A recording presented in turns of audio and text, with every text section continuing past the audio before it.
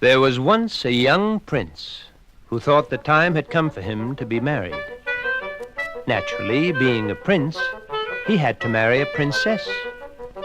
But sad to say, no matter how many princesses he saw or even met, he could never be quite sure that they were real, genuine, honest-to-goodness princesses.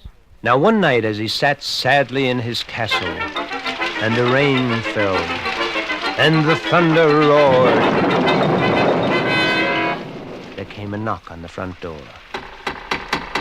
And when he went to open the door, there stood a princess.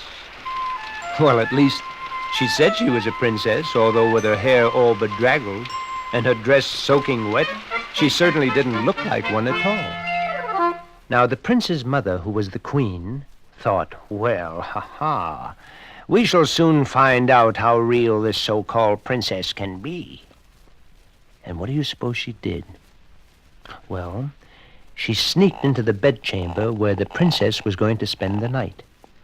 She took the mattress off the princess's bed, and on the flooring of the bedstead, she carefully laid a tiny little pea. And then she put 1, 2, 3, 4, I don't know, perhaps even 20 mattresses on top of the pea. And she quietly sneaked away. Now the princess, ready for her night's sleep, was shown to her bedchamber. Of course, she didn't know anything about what the queen had done.